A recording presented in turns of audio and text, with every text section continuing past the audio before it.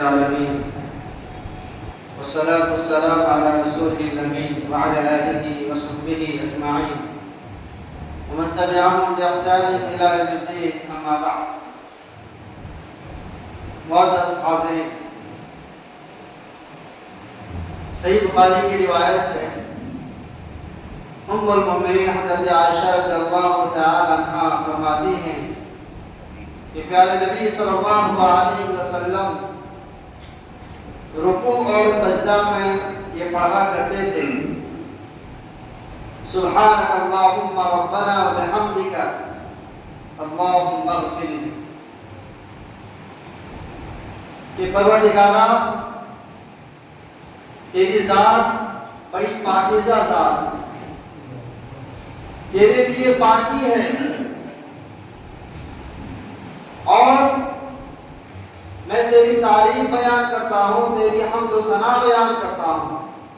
اے اللہ تو مجھے معاف کر دے، میرے گناہوں کو بخش دے، میری مغفرت فرما۔ سامعین، گناہوں کی مغفرت کے لیے، بخشش کے لیے سب سے آسان کلمہ یہی ہے۔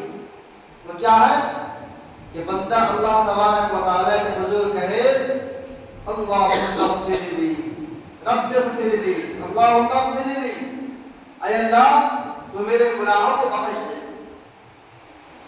پیارے نبی صلی اللہ علیہ وسلم رکوع اور سجدہ میں اس دعا کا اہتمام کیا کرتے ہیں۔ بہرحال یہ وہ کلمہ ہے جو بہت ہی طاقتور کلمہ ہے، پاورفل کلمہ ہے۔ انداز لگائیے، صحیح مسلم کی روایت ہے، ام المؤمنین صدیقہ بنت صدیق رضی اللہ تعالیٰ عنہ کہتی ہیں کہ اللہ کے نبی صلی اللہ علیہ وسلم سے پوچھتی ہیں، اے اللہ کے نبی، مکہ میں ایک شخص تھا عبداللہ بن جدعان، جو بڑا سخی انسان تھا، رشتہ داروں کے ساتھ صلہ رحمی کیا کرتا تھا اور ساتھ ہی ساتھ مساکین کا بڑا خیال کیا کرتا تھا، غربا مساکین کو کھانا کھلایا کرتا تھا۔ اے اللہ کے نبی، کیا اس کی نیکیاں اسے فائدہ دیں گی قیامت کے دن؟ پیارے نبی صلی اللہ علیہ وسلم نے ارشاد فرمایا، لا یا عائشہ، اے عائشہ نہیں، اس کی یہ دنیا کی نیکیاں اسے فائدہ نہیں دے گی قیامت کے دن۔ فَإِنَّهُ لَمْ يَقُلْ يَوْمًا رَبِّ اغْفِرْ لِي خطیئتی یوم الدین، اس لیے کہ اس نے کبھی کسی دن یہ نہیں کہا کہ پروردگارا کل قیامت کے دن میرے گناہوں کو معاف کر دے، اس نے یہ نہیں کہا۔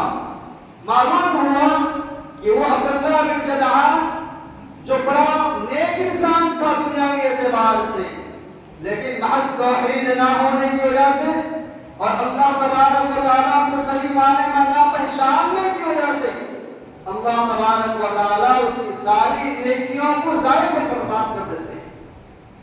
تو مولانا سامعین، اللہ کے نبی علیہ السلام نے کہا کہ اگر وہ یہ کہتا کہ اللہم اغفر لی تو اس کی مغفرت ہو سکتی، مگر اس نے کبھی یہ نہیں کہا، اللہ تبارک و تعالیٰ کے تعلق سے تصور نہیں کیا کہ کوئی ذات ہے جو میرے گناہوں کو معاف کرنے والی۔ اللہ تبارک و تعالیٰ کی معرفت اسے حاصل نہیں تھی، وہ اللہ تبارک و تعالیٰ کو جس طرح جاننا تھا اس نے نہیں جانا، ایمان نہیں لایا، لہذا اس کی نیکیاں کام آنے والی نہیں۔ انداز لگائیے کہ اللہم اغفر لی رب اغفر لی، یہ کتنا پاورفل کلمہ ہے کہ جس کی وجہ سے انسان کے گناہ، اس کی معصیتیں اور اس کے جرائم، اس کی کوتاہیاں، خامیاں درگزر ہو جاتی ہیں، معاف کر دی جاتی ہیں۔ وہی دوسری جانب اگر انسان اس کلمے سے محروم ہوتا ہے تو اس کی نیکیاں بھی ضائع برباد ہو جاتی ہیں۔ تو ضرورت اس بات کی ہے کہ ہم اس دعا کا اہتمام کریں، رکوع میں، سجدہ میں، جہاں بندہ مومن اللہ تبارک و تعالیٰ کے حضور جھکتا ہے، عاجز اور انکساری کرتا ہے، اپنے آپ کو چھوٹا بتاتا ہے۔ اس لیے اللہ کے نبی علیہ السلام نے کہا کہ تم کیا سجدہ میں کثرت کے ساتھ دعا کیا کرو، اس لیے کہ بندہ مومن سجدہ میں اللہ تبارک و تعالیٰ سے حقوق